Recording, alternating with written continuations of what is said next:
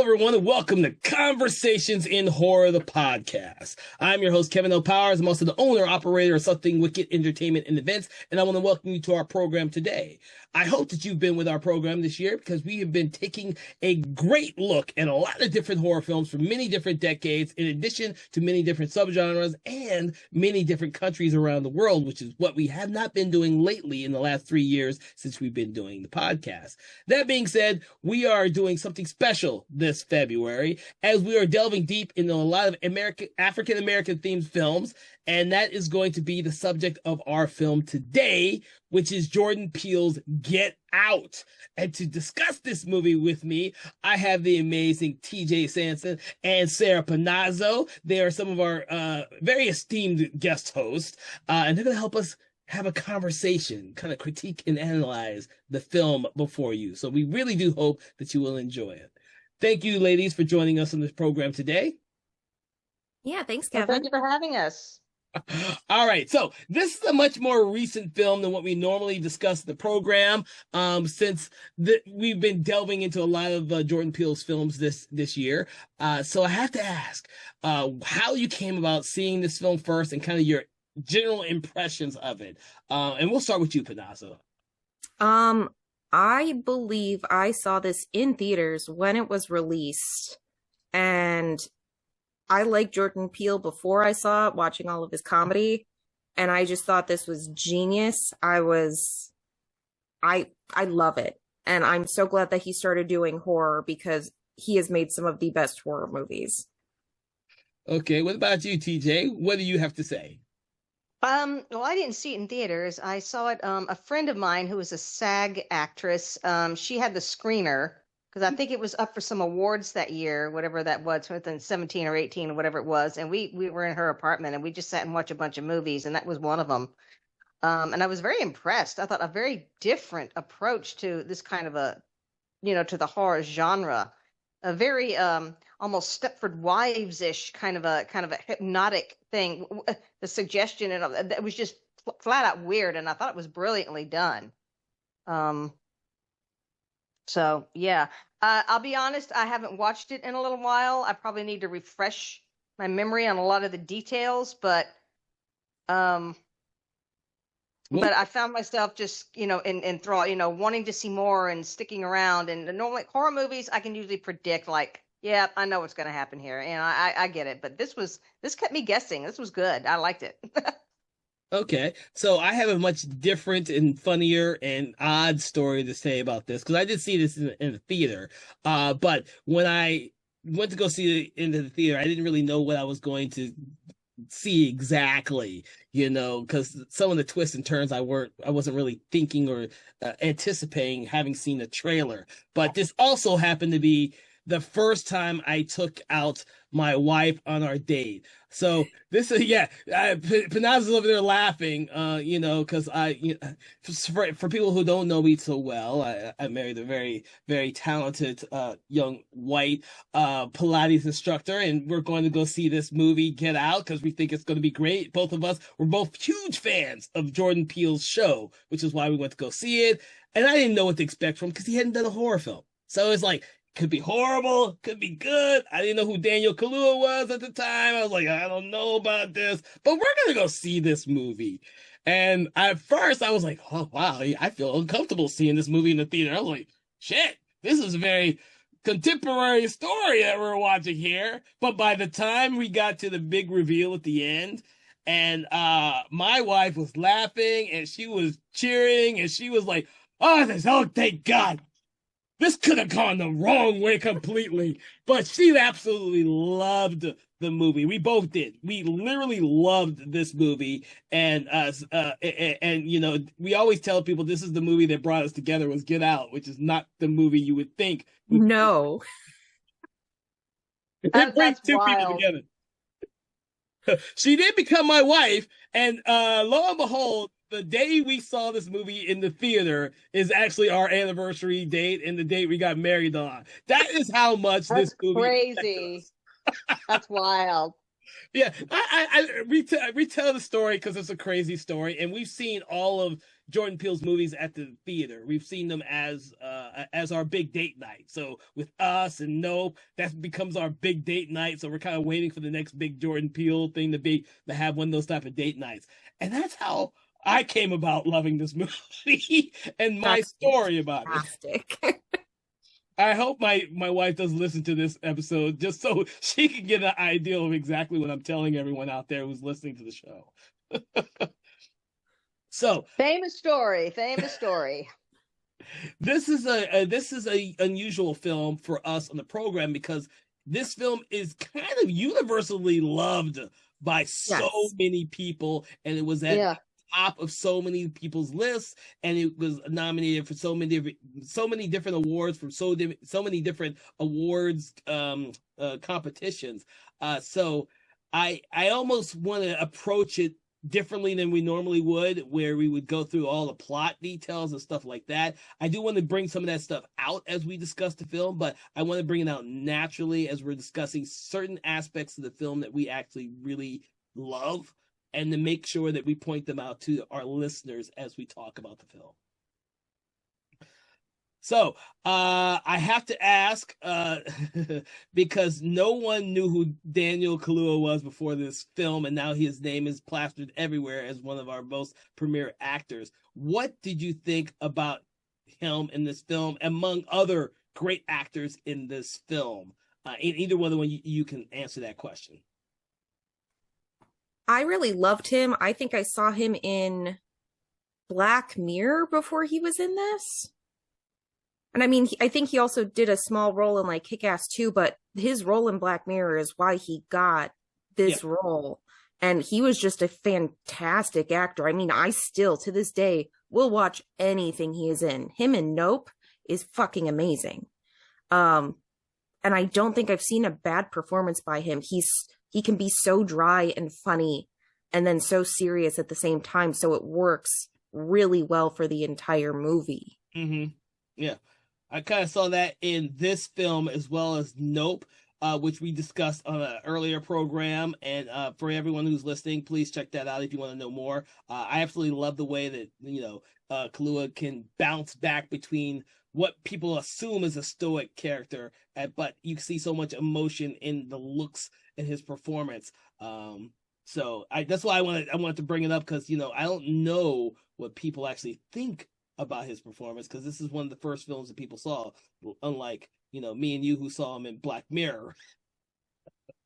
Well, and the cast as a whole was Black Mirror was he in? I'll have to check that one out. It was 1 million credits, 15 million credits, 15 million merits. Sorry, 15 million merits. Okay. What it season? was one of the first seasons, I believe. Okay, I'll check it out. 1 million merits. Okay. And I'm sorry, what was his name again? Forgive me. I remember his face and I remember his performance, but what was his name? Daniel Kaluuya. Kaluuya. Okay. I look him. Yeah, this is the first time I had seen him. I had not seen that Black Mirror. I'm having a rough time kind of getting into Black Mirror personally. I've watched an episode or two and I'm like, I really don't want to see it again for a while. Yeah. What was that? It's the second episode of Black Mirror. Second episode, okay. Oh, the very second one. Okay.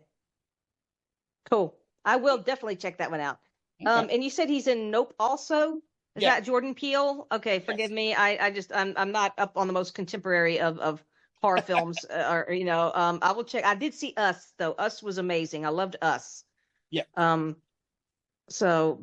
yeah, this was such a different treatment and not at all what you would expect. I was pleased that it kind of went, the direction that it did.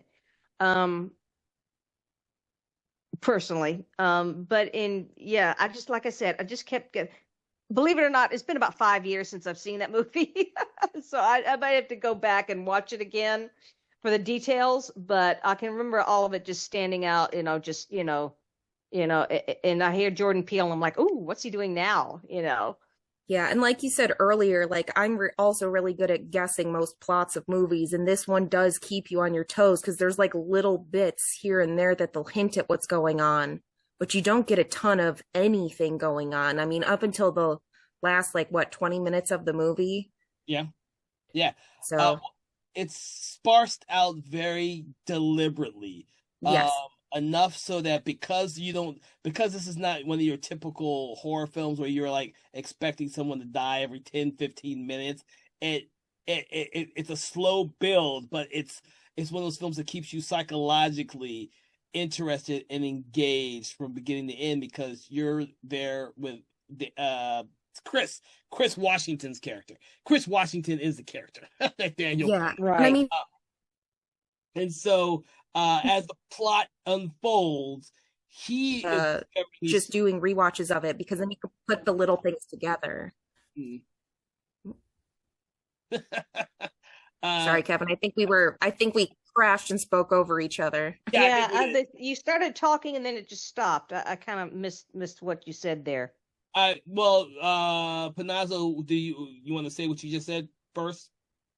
Yeah, I was saying that it helps them with rewatches just because you end up picking up a lot of those little things you didn't fully understand the first time. So you understand where a lot of these intentions are from these characters much earlier on. Yes, yeah. I find the performances in this film to be the strongest one of the strongest elements because like Kathleen Kinnear's character, Yes. I mean, she's absolutely phenomenal as the matriarch Missy, and the way that she just subtly does these things to not only hypnotize the Chris character, but also to gauge his interest in his past and everything else from scene to scene. She's not in like a lot of big scenes, to be honest with you. She's not. She's like a almost in a background sense, but she's the strongest character that opposes Chris throughout the entire film. And some of the stuff that she does is absolutely phenomenal. Um, I wish I could say the same thing for Bradley Whitford, but I find him hilarious as shit in this movie, Yes. where I don't normally find him hilarious. Uh, I love Bradley Whitner. He's one of my favorite actors from The West Wing and, yes, and all of that. I can watch him read the phone book, it's one of those bits. And I'd love to see him on stage one day. He's a wonderful Broadway actor too. I mean, he's done phenomenal stage work, but yeah, I loved him in this. Um, I thought his role was a little minor, but for him, you know what I'm saying? But he was still enjoyable to watch, as always. I think this gave him the opportunity to actually look like a doctor and operate on someone, and he said, "Yeah, I'll do that." Because it's really fun to see him in that scene at the end where he's where we see the whole operating room in the house, and he's just cutting into the one guy's brain in his skull, and it seems like Oh, second nature. It's so great. Uh, Well, and it's such a weird comparison too, because he was in Cabin in the Woods. He was one of the yeah, techs in the basement. So seeing him go from like the small, meager technician who's kind of the bad guy to being the full-fledged bad guy, he's quite a difference with him. uh, for me, after I know him from West Wing and other television shows before that. Seeing him in both Cabin in the Woods and this was like very refreshing to me. It was like, oh shit, I forgot he could do all kinds of type of roles because he had done West totally. Wing so long. Yeah. Um, and then oh, I don't know who played the Rose character. I'm not familiar with. Allison Williams. So she was only in what was it? Girls. And then Peter Pan Live, she played Peter Pan, and then she was in like a couple of episodes of stuff here and there, but she was always known as like the good, nice, sweet girl, which is why she was cast, is because nobody would assume just by looking at her and her prior acting what an evil character she would end up being. Yeah. Yeah, see, I still don't know anything. This is like literally the only thing I know of her. And when I rewatched the film for the podcast, I was like, "Damn, she's so good in this role," and I just don't know anything about her. It She was was also in Megan and Megan 2. She's the yeah, mom. she's the mom. Yeah, I know that now. Oh, okay. I Mhm. And remember then her she now. was All in a right. really good Netflix movie a few years ago, or right after this, actually, called The Perfection, Uh, which was Yes. kind of similar.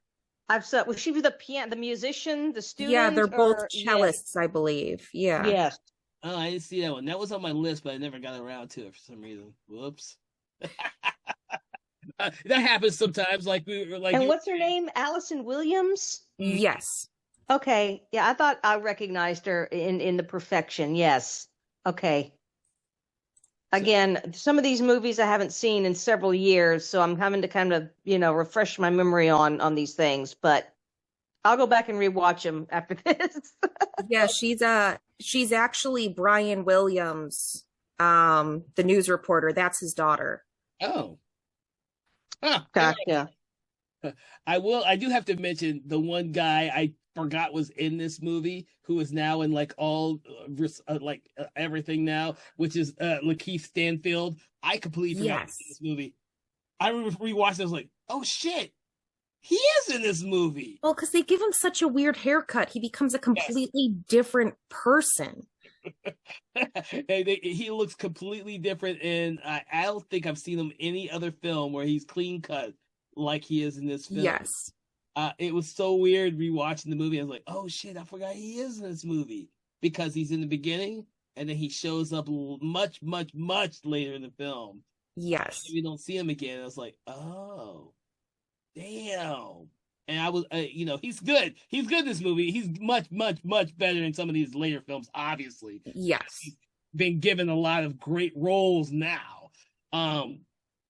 But then who else have we not mentioned in terms of acting? Because I wanted to get to the actors. The brother, Oh, Caleb Landry Jones, yes. who kind of appeared out of nowhere and now is like leading movies, which good for him because we recognized him back when we did The Last Exorcism. Yeah, The Last Exorcism.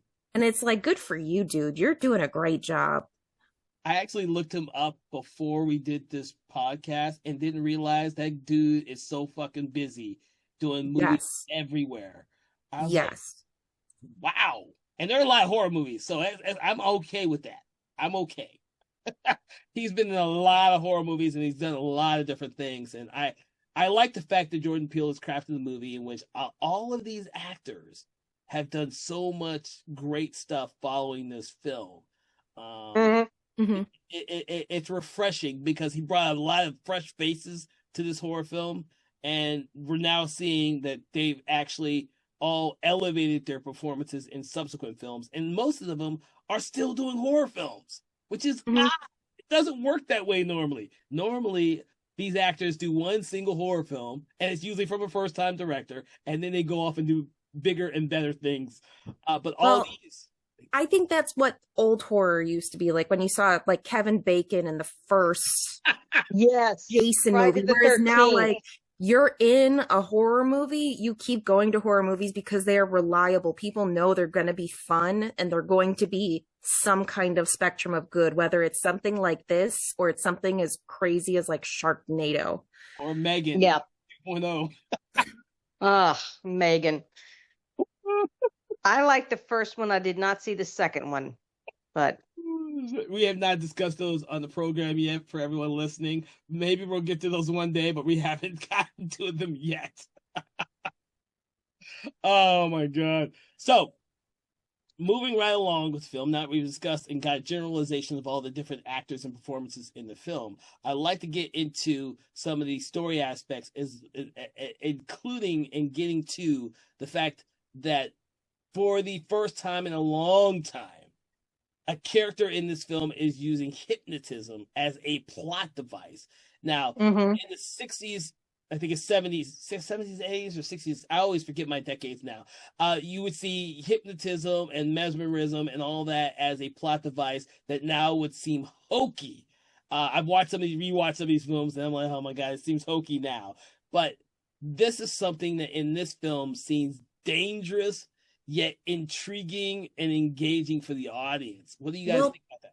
because it's not your stereotypical hypnosis like we're used to with the pocket watch swaying in front of you or the spirals or anything weird like that. Like it's as simple as rolling your spoon around a cup and saucer, which people do every single day, and you don't think about it as a weird hypnotist thing until you saw this movie. Yeah. I like the fact, and this is where sound design comes into play really well in this movie.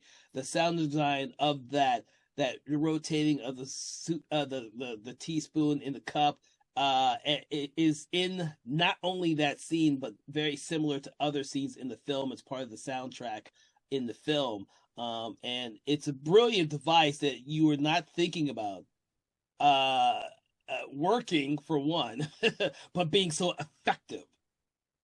And I think part of that's also because of, Catherine Kinnear's brilliant performance as Missy, which I'm surprised they didn't give her a real name and just call her Missy. Well, what else would you expect Right. a hypnotist to be named? You're absolutely right. Glinda. Glinda is a good name for a hypnotist. Okay. I love that Glinda. It's just like the Good Witch, Glinda the Good Witch, and that just begs for a name like that. You know, I don't know. I She don't know. probably could play it off as a Glinda too, to be honest with you. Yes, Yeah, totally. but So go ahead. TJ, like you were saying earlier, a lot of it was inspired by the Stepford Wives, Yes, which I know. I could tell that. Yeah. not quite hypnosis, but the whole like aspect of it of changing somebody's personality, I guess. And it's such a weird thing because you're sitting there the whole movie because if you know about the Stepford Wives, then you're like, okay, what kind of weird thing are they doing to make this happen? And then there's the little bit of hypnotism throughout it that then becomes a huge part of the actual process. Mhm. You know it's weird when that the lady who plays the housemaid, she just goes around with this big grin on her face just all throughout the movie. And it's just something unnaturally there's something unnatural about that, and about how they behave. It's all almost robotic and programmed. That's the word I'm thinking of, programmed to behave, certain ways and say certain things. And then all of a sudden they'll hear something and that it's a word or a phrase and maybe it's that teaspoon thing, and then all of a sudden they'll kind of come out of it for a moment and then just say, "Get out." That I guess Mhm. that's where the phrase comes from. Um, I'm thinking of that yard party where he's Yep. talking with the young man with the straw hat, Mhm. and all of a sudden he just kind of has this look of fear on his face, like it's like the whole veneer just falls, and that's when you know something's off, way off about all of it. Yeah, because you pick up little bits with the gardener and then the woman in the kitchen. Like it's All never in clear good taste. exactly who they are and what they are doing with the house because they keep saying they're like family. Mm-hmm. But then you're right with that party scene where they've got the flash that goes off of the camera, and it's almost like epilepsy where they have the seizure and everything, and it's actually part of one of those symptoms is it like separates the brain in two parts, um, which really does hint at the fact of what's going on later on in the movie. But something as simple as that does so much for this movie because the light in the movie is very soft for most of it until you get to the end where it's very harsh. Mhm. Mm-hmm. And it's realistically to keep these people from having that reaction if they have that super bright light or any bright flashes. Right. Okay. That makes sense. I wasn't looking at it like that, but when I go back and rewatch this, and I will, I'll pay attention to those things. You're a lighting technician, so you know this stuff, and it's like there are other people that comment on how lighting is used in movies and it's symbolically or psychologically, and you're right, it's very important. And it does give you a sense, and maybe you don't know it consciously why it makes you feel or think a certain way, but those things do kind of play into it, especially in horror films, where mood is very important and it's part of the storytelling. Well, that's a key element for this film, is mood and the tone, because the way it presented and executed, Jordan Peele wants to keep you on the edge because, like I said before, the Chris character doesn't know what's going on, but he feels something's odd. The way Walter talks to him the very first time him and Walter speak, the very first time he meets Logan, aka Andre, who it clicks in him that he's met this guy before because they know each other, but this isn't the same guy. These little things all come into play, and they're very subtle because when you're first watching this movie, you don't know the trick of the movie. Uh, Despite the fact that me and Panazzo, we've already discussed Skeleton Key, which kind of does something very similar to this. This one I kind of like a little bit more because of the type of commentary for the film. Yes. It's also a much better movie.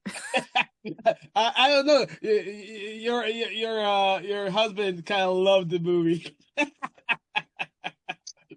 But going off of what you were saying, Kevin, like everything in this movie is so subtle. And I think the first in your face moment that we actually know something is really, really wrong is when we see something from or we don't see something from his perspective, where he goes upstairs to go get his camera or do something or check his phone, and everybody on the main floor just drops to dead silence. And that's when it's like, okay, so it's not just him. There is something very weird going on here. Yes. Mm-hmm. I made comment on that because I had forgotten that that's what happened in the movie. They just all stop and they look up at him. What's going on with him? Where is he going? And so that is a big turning moment. I actually love the way the party sequence is set up and executed, because when you're first watching it, you don't pick up like the reasoning for the party or any of this other thing. You might be coming into this movie not knowing about what it's about, that the conversations that these random people have with Chris are odd, just like he thinks they're odd, but he doesn't know why they're odd. But after you've seen it the first time and you realize what the film's really about, you go back and watch it, and that scene that you just mentioned where everyone stops and looks up as he's walking up the steps. Then you says, damn, this is a chilling ideal that's in this film. And then the questions that they ask him start making more sense upon further rewatches, because at first you're like, are these just trying to be like cool, hip old white people trying to be like hip for the young black guy, or what's going on? Because they want to vote for Obama a third time. But then you find out the questions they're asking have to do with picking that ideal specimen for themselves. Yeah. And it's really just a really creepy thing. Well, it's almost predatory the way they kind of approach him, and that like, ooh, what kind of specimen do we have, I kind of don't get me wrong when I say this, because as I've seen the movie several times, I hadn't watched it in like maybe 2 years before watching it now, but I always saw that scene where in the party where they reveal that they're all like auctioning they're auctioning off Chris as like the same way of them auctioning off a slave. They would get to know 100%. They would get to know all the different things that this slave can do and all the different things he can't do before they actually put in a bid for him. And so it's really cool to know that Jim, I can't remember Jim's last name, but Jim is the blind guy, ends up getting him. But for most people, he comments or wants them for his strength or good looks or everything like that. But he wants him for his eyes, not only just to see because he's blind, but also his eye as a photographer. And that makes it even more chilling and interesting right there. Well, and going what you were saying, Kevin, where it felt like an actual slave auction. Somebody actually put online that during the slave trade, people were often referred to as does or bucks. And the first thing that happens is they hit the deer with the car, and the dad goes off on this rant about deer and wiping them out. And you know what? If they're dead on the side of the road, who cares? So that all kind of ties together. But then how the dad gets it at the end is just 100% on top of that. Dude, I did not pick up on that at all. That is such a great insight, because when they hit the deer, the one thing you're seeing Chris stare at that deer for a very long time. And then the same time in the sunken room when he's down in the basement, they've got the deer mounted Yeah. on the wall, and it's the exact same thing. Mm-hmm. Oh, that is, I did not see that at all. That is a great insight. I just saw that today and I was like, that is genius. I know it adds so many other layers. It So does. it's really crazy. That, yep. Yeah. I like it. I like it. I did not pick up on that. That is such a great insight. I picked up on the whole slave auctioning, and I just didn't think about the does and bucks, although I am very familiar with the fact that they use those terms and how visually it is integrated into this film.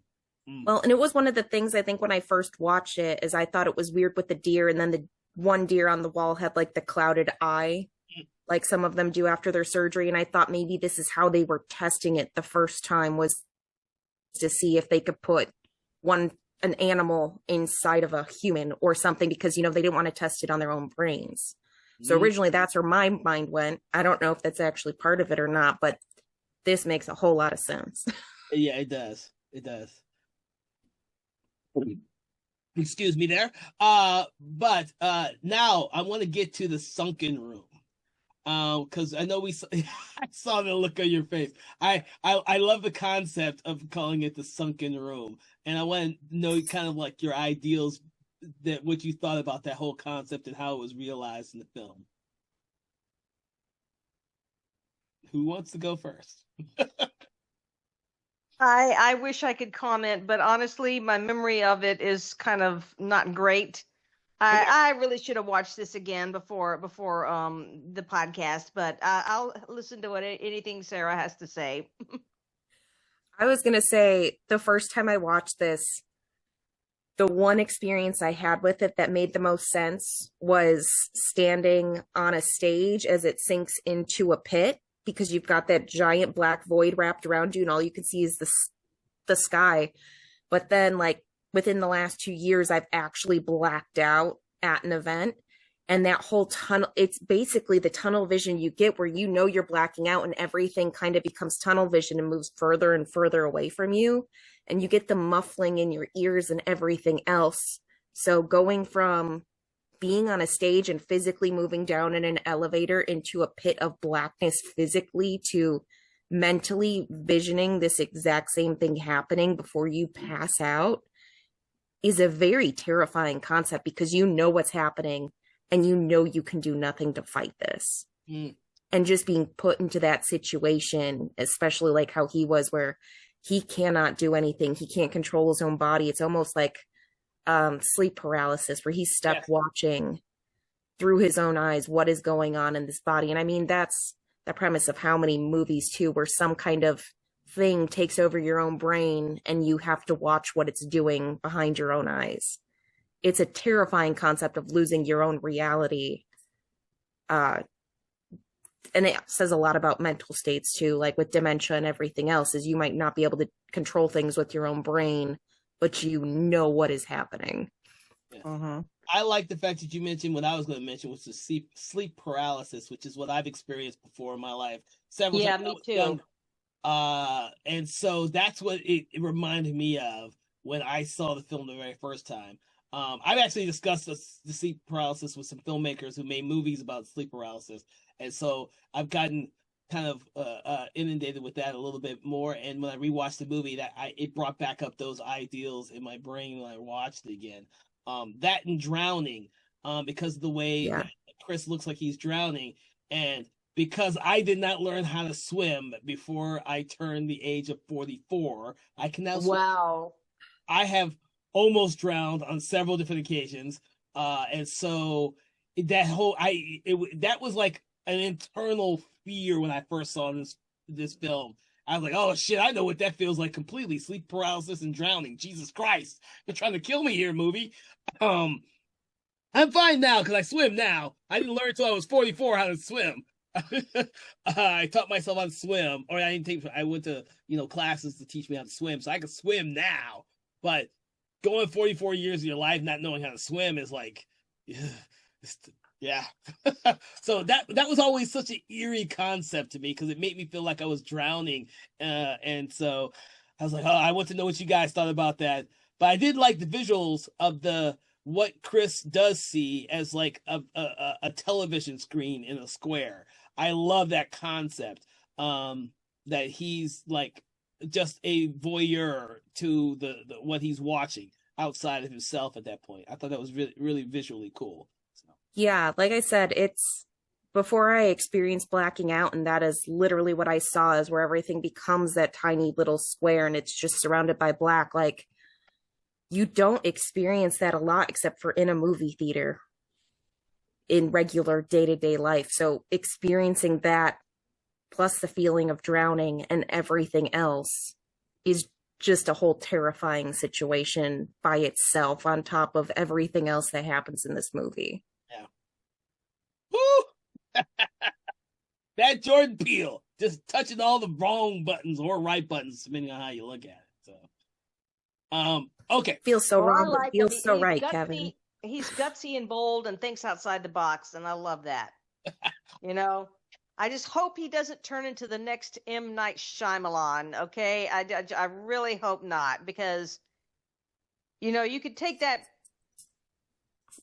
You know, you could take it too far, is what I'm saying. Yeah, we brought that reference up, me and Philip, when we were discussing Nope. So I do know what you're talking about there, TJ. That concept did come up in our conversation about Nope. Uh, not referring to the movie like that, but just his Peele's career trajectory. So, Right. so getting back to Get Out, there are some concepts. Well, you know what? I want to see if there's any concepts that you guys would like to discuss about the film itself before I get to something I want to touch upon a little bit. Because what I want to touch upon may kind of needs to come later on in our conversation or towards the end of it. How about you, Panazzo? Um, the only other thing that I really had before we got to the end goes back to the party. And you've got this weird, it's always bugged me about the costumes, but what's her name?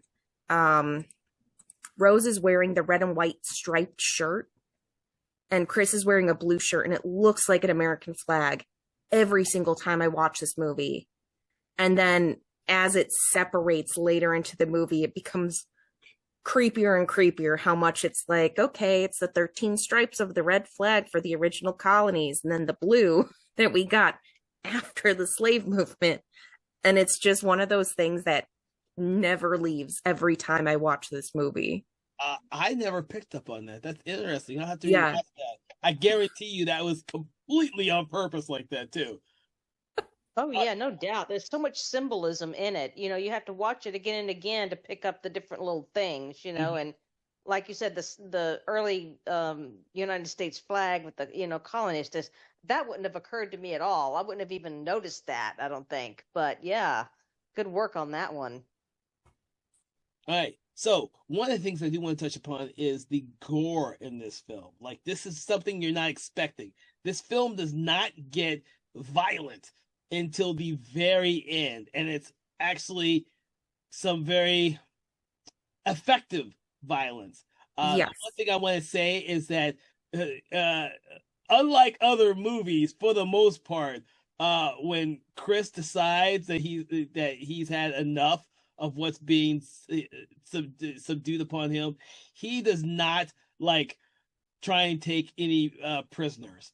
This is he goes out of his way to pretty much kill and dismember anyone. He does not want people coming back up. Uh because and for anyone who for some odd reason has not seen this movie before, we're gonna get into some spoiler territory. So please stop the program if you have never seen Get Out.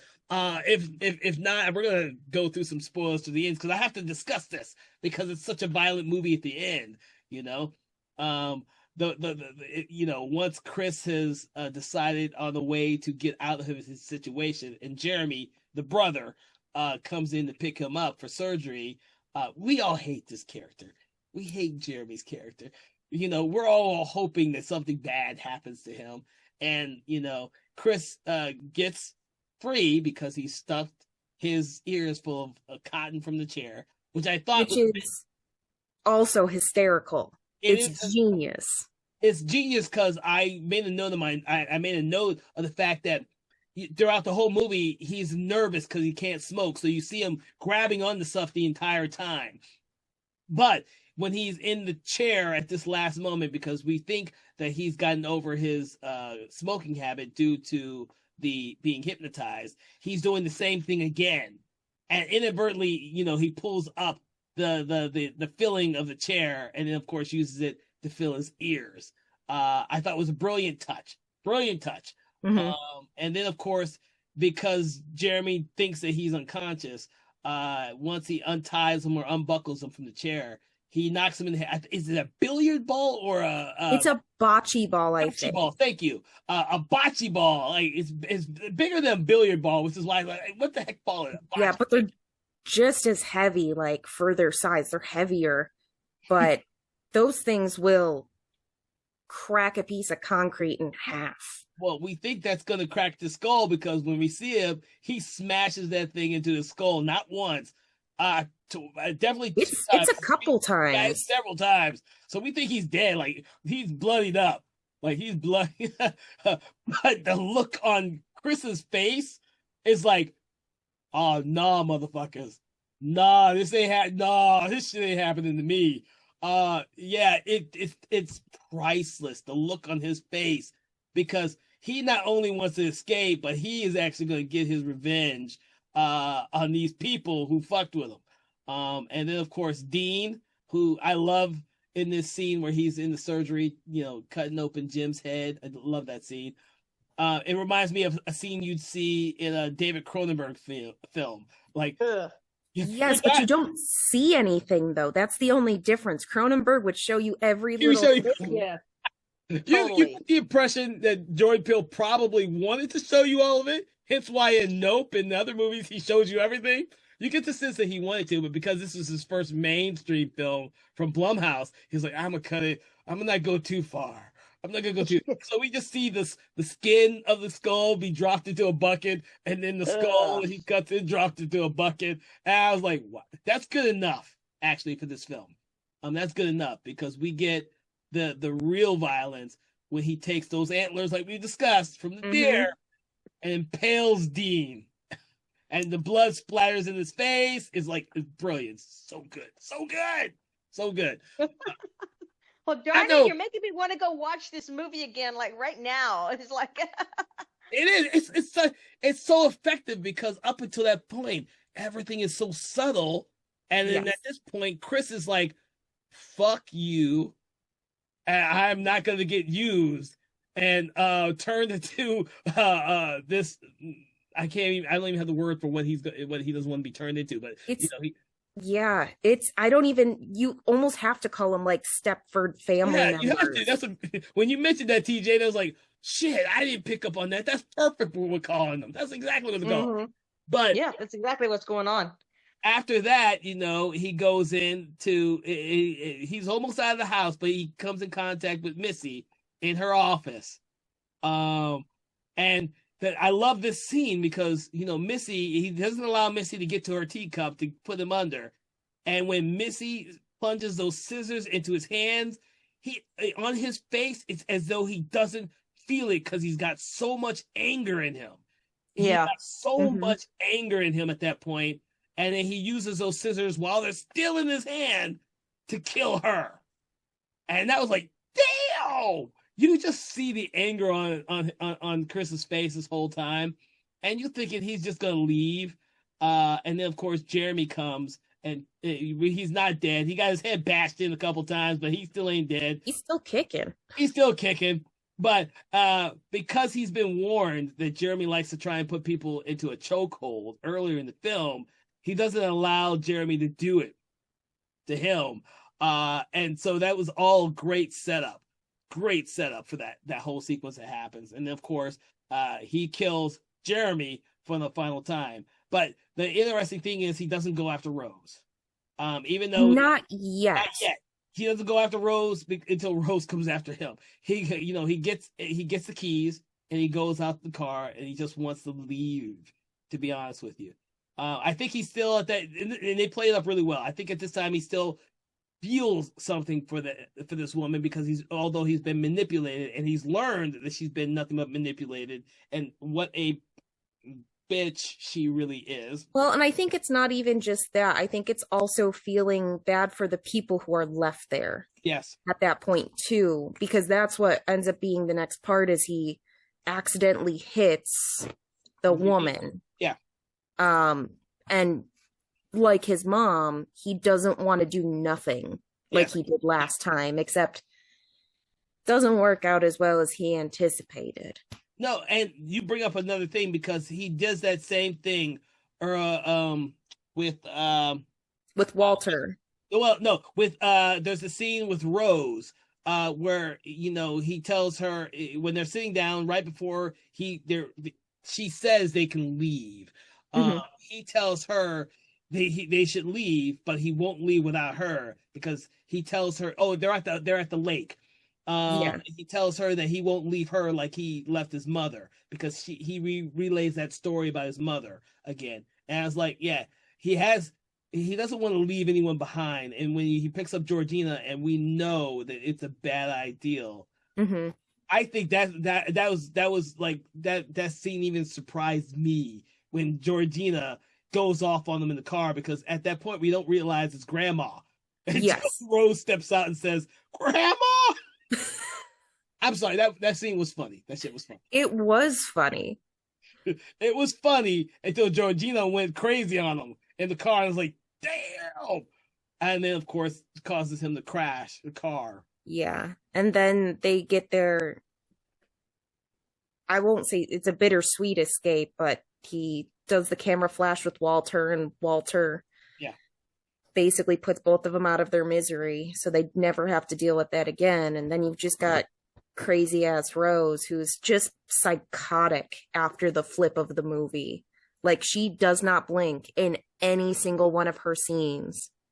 No, she's like, oh, but I do like this. I do want to bring up the fact that when she's lying on the road after like Chris can't kill her. Chris can't. It's like he wants to choke her to death, but he can't. He can't. And then the sirens show up, and of course Rose thinks it's the police, like the police that they met earlier today, that was African Americans and people of color to begin with.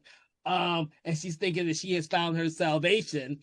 And then it ends up being our boy Rod in his ATF Airlines vehicle, which is hilarious to me. His whole thing with the police station is just ridiculous. It is. Is that the one where that heavyset guy is talking and telling that outrageous story? And is that? And she's scene? like, "Hold on, let me bring in these two other detectives." Yes, that was hysterical. I was laughing my ass off. I do remember that one very well. His whole character in the film is very interesting. Because he saves Chris at the end, but obviously he tells him, "I told you so." He is the character in the film who is supposed to be like your conscience telling you what you should do. But he's such an outrageous character that you don't pay attention to him until it's too late. Right.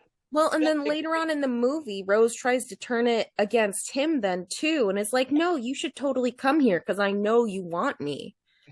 And it's like, lady's crazy. And it's much funnier the second time you watch it because the first time you watch it, you're just thinking that his character is just a little bit kooky and crazy, and his thoughts are just a little bit out there. But he is closest to the truth before actually realizing what's really going on. Which is so much more funny and interesting when you watch it in subsequent viewings. But the thing is, his scenes are so important because they still keep Chris anchored to the outside world that he's familiar with, when he's in a world he is completely unfamiliar with, and where people don't act the way you think they should be acting. So that's why I always see Rod as his conscience. He always calls Rod when there's something that's just off to him there, but he doesn't know what or why. And Rod tells him exactly the reason why. So I always love that about the film. So I do have one final. I think I have to make sure I ask you, because rewatching the film, I thought this was. This is the only time I ever thought it is when I rewatched the film for the podcast. I thought this was odd, and I don't. I want to see if you ladies know why it's odd. So after you've watched the whole film and you realize how everyone is connected, I wonder why Grandma and Grandpa are still doing manual labor at the house. That's what I wondered too. I was like, I feel like they're keeping them there so they can keep an eye on them, because they can't just release them into the real world, or they might have caught them at too late of a time. Like Grandpa might have had Alzheimer's already showing up really bad, so they know they have to keep an eye on them, and that's just the relaxing things they like to do. But at the same time, you think if this was like a one and done procedure, they want these people to go out and have their best lives, because otherwise all of these other couples who are getting the procedure done, who's going to take care of them? Yeah. That was one of the things I wanted to ask, because I was trying to figure that out, and it's only this recent rewatch that this Same. I did not think about this any of the other times I've ever watched the film. It never came up and never thought about it.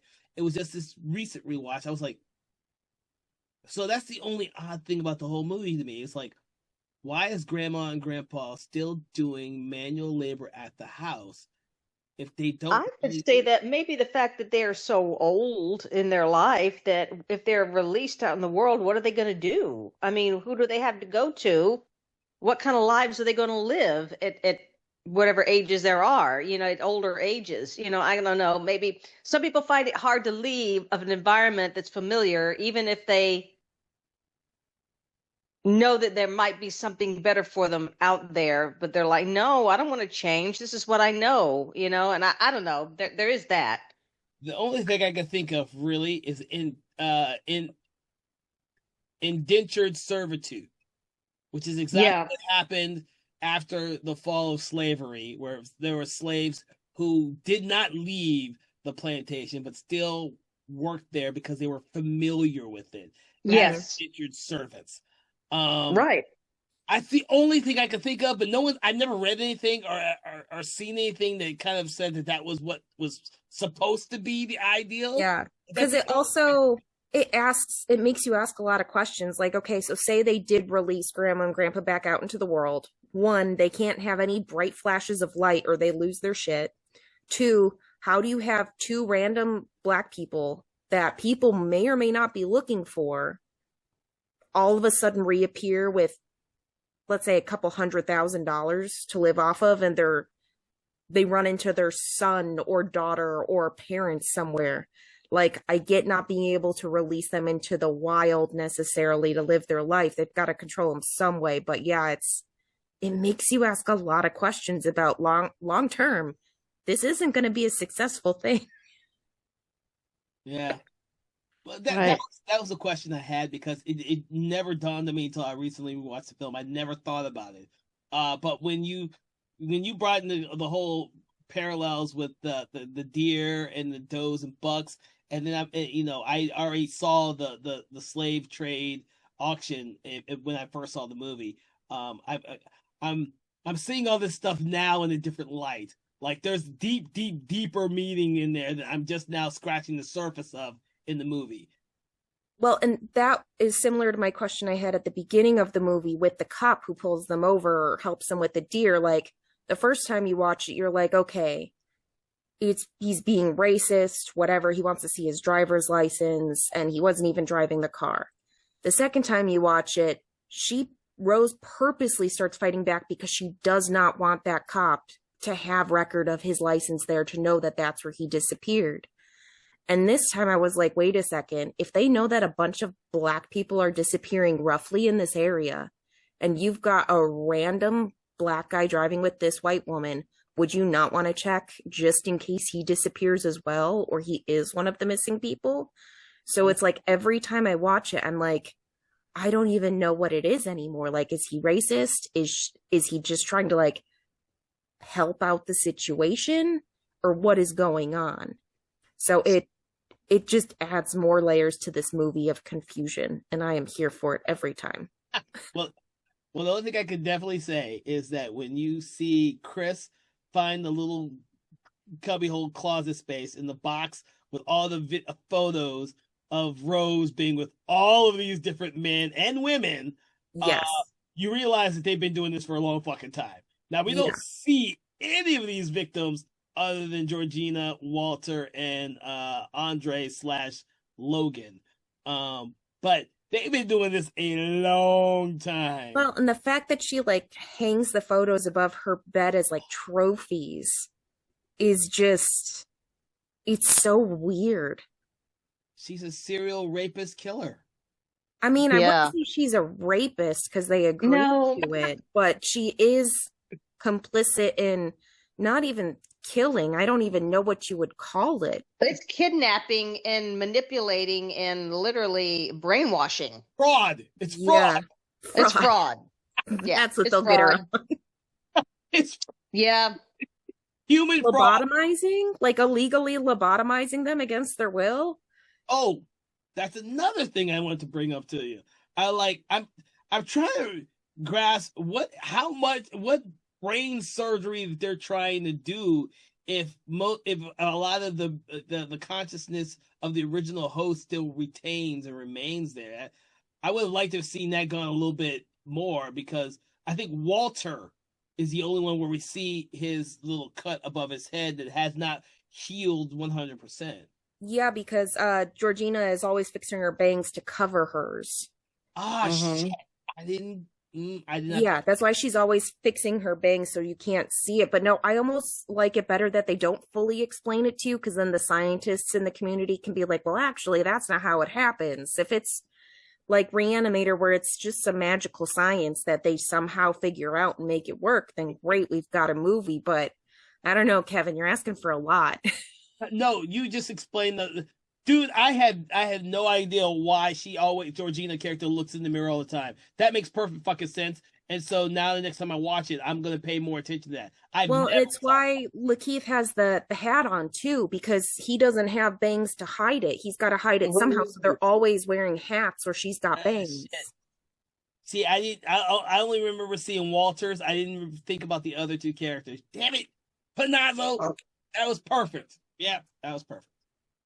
Oh, see, I'm gonna have to watch it again. God damn it. Yeah, exactly. As soon as we're done, I'm gonna turn it on, find it, and turn it on and watch it again. It's been several years since I've seen it, so a lot of these details I'm not even remembering. I'm sorry to say, but And for everyone listening, this is one of the reasons why we love to have this discussion with so many extra people on board, because everyone sees different details about the film, and enlightens us all, because we hope that our talk about the film will enlighten you as well.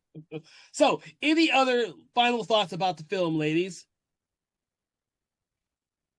no, I'm just gonna go. I'm gonna go watch it again and take and remember and reflect on all these notes that we're talking about here. And of course, now I'll be looking at Jordan Peele movies very differently going forward. I want to watch Us again as well. Us is a damn good one, I think. You talk about creepy, but anyway.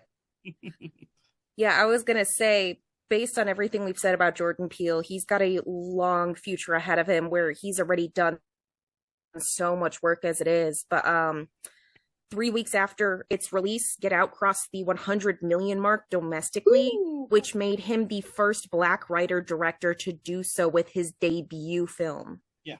So he's lit up the horror world, he's lit up the comedy world, he's blended the two very well. I know he's producing stuff left and right, which may or may not work, but he has done some really good work, and I am so excited for his next film. Yeah, we were discussing in the Nope episode that his latest film has been kind of pushed back, and no one knows when it's going to come out or what it is. But it's been pushed around in the schedule several times. But like we said, he's producing a ton of stuff out there, and depending on your outlook, you will either enjoy or not enjoy what he's putting out. It's always Well, let's just hope his trend lasts and keeps going up this way and it doesn't crash. But you know, you never know. When you take chances, when you're thinking outside the box and you're wanting to try something new, there's always that gamble, yeah. you know. And but I'd rather see that than just do the same type of formulaic thing over and over and over again, you know. Oh yeah, oh yeah, oh yeah. Yeah, that's one of the big things is we're getting a lot more original work, especially through him. I know that with some of my friends who are less informed movie people, they were like, man, I'm so glad people are making like stories about race, especially with horror. Like nobody's done this before. And I'm like, my friends, you are not watching the right movies. Right. So now that it is out there and it is spreading more things such as Candyman, people are going back and rewatching some of the older films that are also very based on these same kind of themes. But they're a lot more bloody and gory and shoving it down your throat like Candyman versus this, which is very subtle throughout until the end. So I'm glad we are getting these different stories. They are very well done, especially with Jordan Peele. They are very Exactly. And it's about time and Hollywood embraced it because I get so tired of they are Superman. great learning experiences for lots of people who don't look at the subtext of a lot of these films. Well, keep in mind this film, not his subsequent films, was a Blumhouse production, which, as we know, Jason Blum has produced a lot of outlandish, crazy, and unusual films because he does them on a budget, and he allows the filmmakers to have a very, very high sense of creative control and final cuts on their films, and that's why we get what we get here.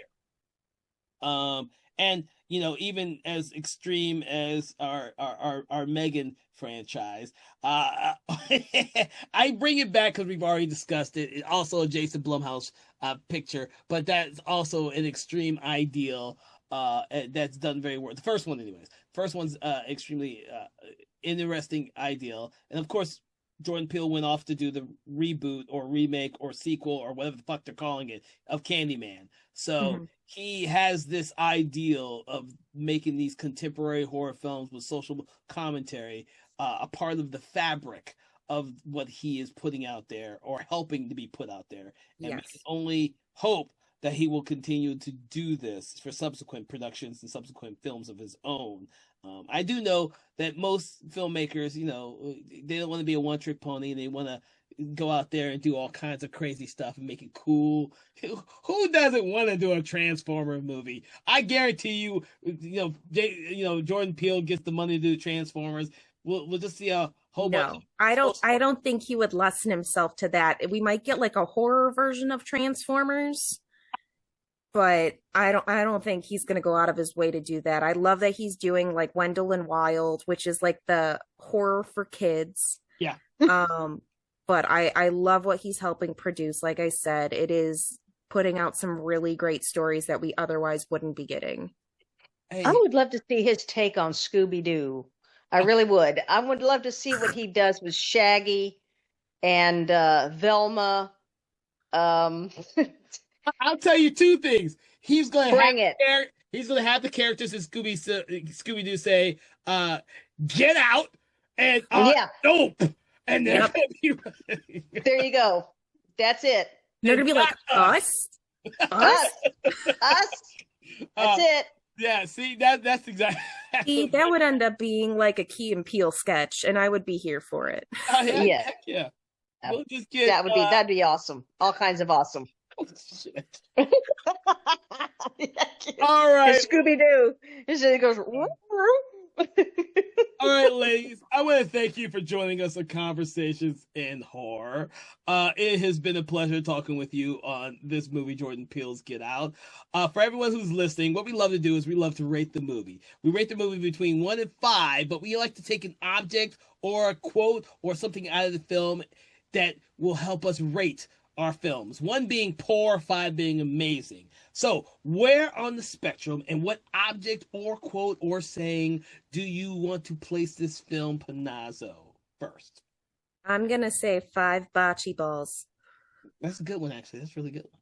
Yeah, like I said, I love this movie. I'm glad that this was like his first major film, especially after all the comedy he's done, because there's such a thin line before comedy and horror, and this movie showcases it perfectly. Okay. But I am always going to watch whatever he ends up putting out. So whenever he releases his fourth film, I'm here for it. It's gonna be Keanu 2. He's gonna make a sequel to that cat movie no one bothers to watch. All right. Oh. What about you, TJ? Where on the spectrum do you place this movie, and what object or quote or something on the film do you want to use to rate the movie by? All right, I'm going to rate this a 4.5 teacup. Okay. Good one. All right. Uh, you know what? Before this podcast, I won't say the screening that I just did, but before this podcast, I would have given it a 4.5. But I'm gonna give it a 5 now, because now I need to rewatch it to see all the other slave ideals and things that are in this film that will make it even better than I thought it was. And so I'm gonna give it a 5. Impaled by deers, antlers. Oh Lord, yeah. Yeah, I do a lot of gory ones, y'all. If you haven't noticed, I love that. I love to do stuff like that because why not? Why not? Have fun with it. So, all right. I want to thank you all for joining us on Conversations of Horror. We hope that you have enjoyed talking about or listening to us talk about the film Jordan Peele's Get Out. Please make sure to check out our other episodes on his films, both Us and Nope. Because there are great conversations in which we delve into his films. Unfortunately, we'll have to wait until he does another great film to comment on that. But please make sure to like, follow, share, subscribe. Do that thing you do with your favorite podcast on your favorite podcast app, Spotify, or YouTube. And make sure to check out our sister podcast, Conversations in Hammer Studio Horrors, which delves deep into the amazing oeuvre of Hammer Studio films, mostly from the 60s, 70s, and 80s. From all of us here at Something Wicked Entertainment, please have a great day, and stay away from those crazy groups of people who want to steal your body and take it over like the Stepwives. Totally. Conversations in Horror is a Broken Lighthouse Pictures production. Written, produced, and directed by Kevin L. Powers. Executive producer Kelly A. Inoka. All contents and material from this episode of Conversations in Horror is copyright 2025 Broken Lighthouse Pictures.